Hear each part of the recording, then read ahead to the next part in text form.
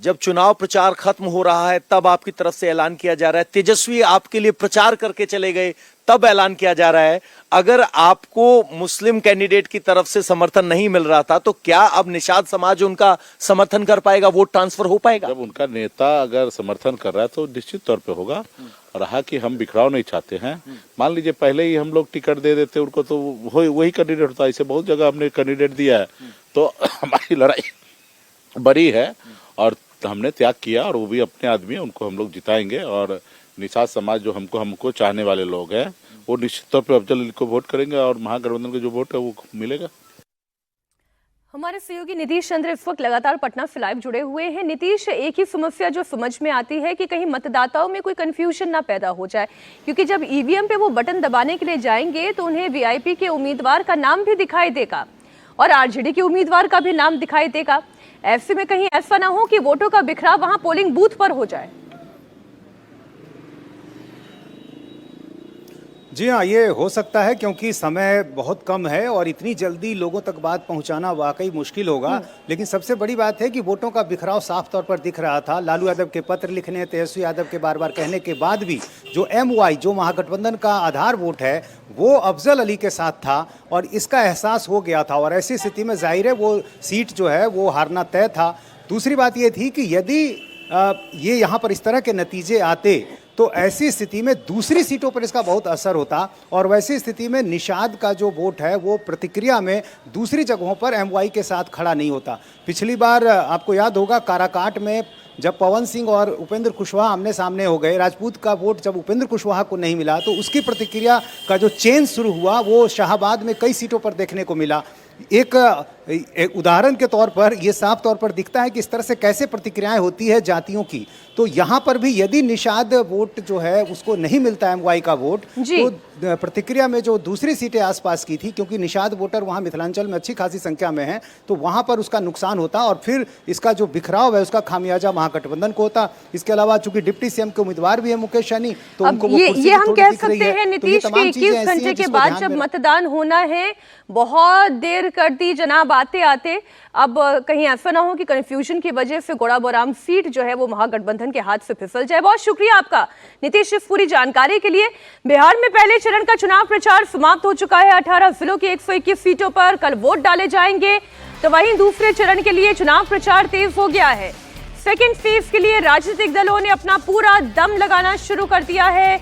UP के मुख्यमंत्री योगी आदित्यनाथ वजीरगंज और गयाजी में चुनावी सभा करेंगे। साथ ही रोहतास और सासाराम में भी योगी एनडीए उम्मीदवारों के लिए वोट मांगेंगे। प्रियंका गांधी आज वाल्मीकि नगर और चनपटिया में चुनावी प्रचार करेंगी, तो वहीं तेजस्वी यादव आज 18 जनसभाएं करने वाले हैं। एनडीए की ओर से राजनाथ सिंह, जेपी नड्डा भी चुनावी रैलियों को संबोधित करेंगे। आपको जानकारी दे दें, दूसरे चरण में 20 जिलों की 122 सीटों पर 11 नवंबर को वोट डाले जाएंगे। आइए अब आपको खबर देते हैं यूपी की। यूपी के मुख्यमंत्री योगी आदित्यनाथ अब से थोड़ी देर में लखनऊ में गरीब लोगों को बड़ा तोहफा देने जा रहे हैं। योगी माफिया डॉन मुख्तार अंसारी के कब्जे से छुड़ाई गई जमीन पर बने हुए 72 फ्लैट्स की चाबी गरीब तबके को सौंपेंगे। लखनऊ के पौष इलाके डालीबाग में बने हुए 72 इन फ्लैट्स का आवंटन लॉटरी के जरिए हुआ। कल ही ये लॉटरी निकाली गई। इन फ्लैट्स को आर्थिक रूप से पिछड़े हुए यानी कि economic weaker section EWF category के लोगों को दिया गया है। मुख्तार अंसारी ने डालीबाग में जमीन पर अवैध रूप से कब्जा कर बहुमंजिला कोठी बनाई थी। योगी ने पहले उस पर बुलडोजर चलवाया, फिर इस पर गरीबों के लिए फ्लैट बनाकर इस पौष इलाके में उनका मकान का सपना पूरा किया। सीएम योगी आदित्यनाथ लखनऊ में जिन फ्लैट्स की चाबी गरीबों को सौंपने जा रहे हैं उनकी कीमत करीब 10,70,000 रुपए है, जबकि मार्केट में इसकी रेट इससे बहुत ज्यादा है। बाजार भाव के मुताबिक इन फ्लैट्स की कीमत करीब 35 लाख रुपए है।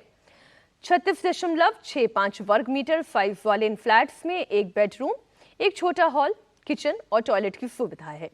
सभी फ्लैट्स के लिए दोपहिया वाहनों की पार्किंग और सिक्योरिटी की भी सुविधा है, यानी जरूरत के लगभग सभी इंतजाम है। लखनऊ विकास प्राधिकरण ने इन फ्लैट्स का निर्माण कराया है, जो पूरी तरह से बनकर तैयार है। हमारे सहयोगी रुचि कुमार लगातार इस खबर पर अपडेट देती रही हैं, हमारे साथ लाइव जुड़ गई हैं। रुचि, इकोनॉमिक वीकर सेक्शन के लिए तो ये बहुत बड़ा तोहफा है, कितनी बड़ी राहत की बात है। उनके अपने सिर पर एक छत होगी, उनकी अपनी होगी। आयोजन हो रहा है। जी हाँ, बिल्कुल बहुत बड़ी राहत की बात है, क्योंकि अगर अपना घर ना हो तो उसकी तकलीफ समझी जा सकती है।